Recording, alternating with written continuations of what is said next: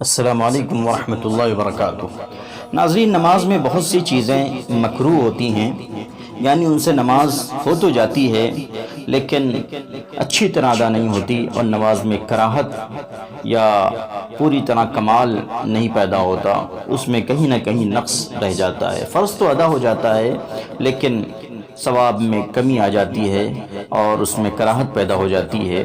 ایسی چیزوں کو مکروہات نماز کہتے ہیں۔ ان چیزوں سے بھی بچنا چاہیے تاکہ نماز پوری طرح ادا ہو، پورے کمال کے ساتھ ادا ہو، اور نماز کا جو ثواب ہے وہ پورا حاصل ہو۔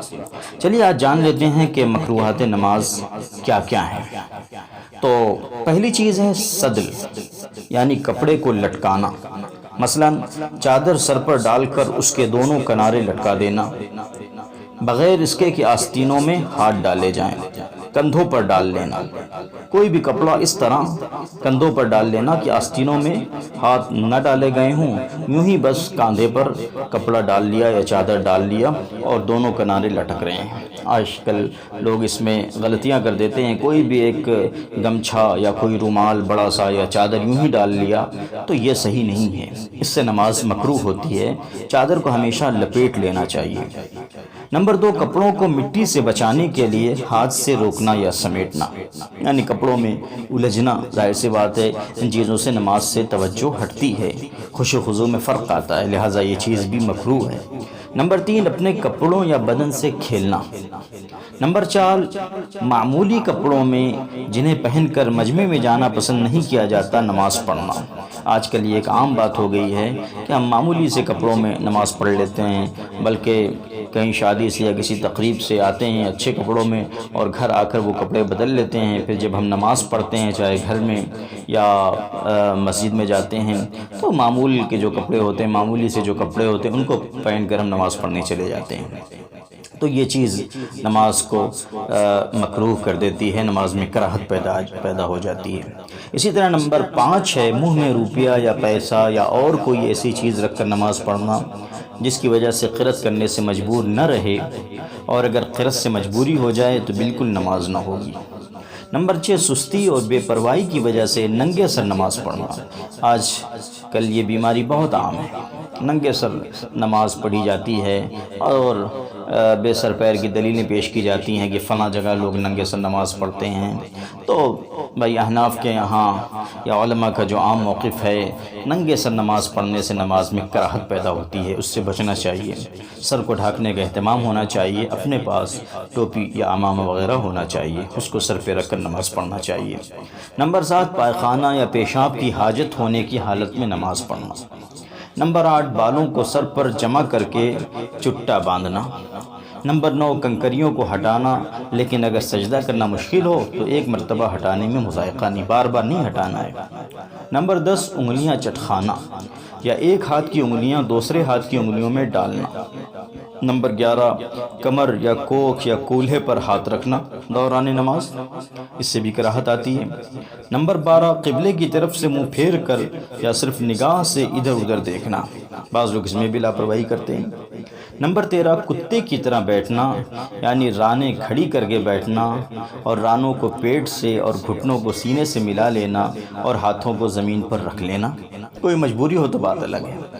نمبر 14، سجدے میں دونوں کلائیوں کو زمین پر بچھا لینا مرد کے لیے مکروہ ہے، عورت کے لیے نہیں۔ نمبر 15، کسی ایسے آدمی کی طرف نماز پڑھنا جو نمازی کی طرف منہ کیے ہوئے بیٹھا ہو، یہ بھی ایک عام چیز ہو گئی ہے۔ نمبر 16، ہاتھ یا سر کے اشارے سے سلام کا جواب دینا۔ نمبر 17، بلا عذر 4 زانوں یعنی آلتی پالتی مار کر بیٹھنا۔ نمبر 18، قصداً جمائی لینا یا روک سکنے کی حالت میں نہ روکنا۔ نمبر 19، آنکھوں کو بند کرنا، لیکن اگر نماز میں دل لگنے کے لیے بند کرے تو مکروہ نہیں ہے۔ نمبر 20، امام کا محراب کے اندر کھڑا ہونا، لیکن اگر قدم محراب سے باہر ہوں تو مکروہ نہیں۔ نمبر 21، اکیلے امام کا ایک ہاتھ اونچی جگہ پر کھڑا ہونا، اور اگر اس کے ساتھ کچھ مقتدی بھی ہوں تو مکروہ نہیں۔ یہ چیزیں بھی عام طور پہ مسجدوں میں پیش آ جاتی ہیں، ان کو دھیان میں رکھنا چاہیے۔ نمبر 22، ایسی صف کے پیچھے اکیلے کھڑے ہونا جس میں جگہ خالی ہو، یہ مرض بھی آج کل عام ہوتا گیا ہے۔ جو جہاں کھڑا ہے، جہاں اسے جگہ ملی پہنچا وہیں کھڑا ہو گیا۔ پہلی صف کو پہلے مکمل کرنا ہے۔ پہلی صف میں اگر جگہ ہے تو پیچھے نہیں کھڑا ہونا چاہیے، اس سے نماز میں کراہت پیدا ہو جاتی ہے۔ نمبر 23، کسی جاندار کی تصویر والے کپڑے پہن کر نماز پڑھنا، آج کل یہ بھی عام ہوتا جا رہا ہے، اللہ تعالیٰ حفاظت فرمائے۔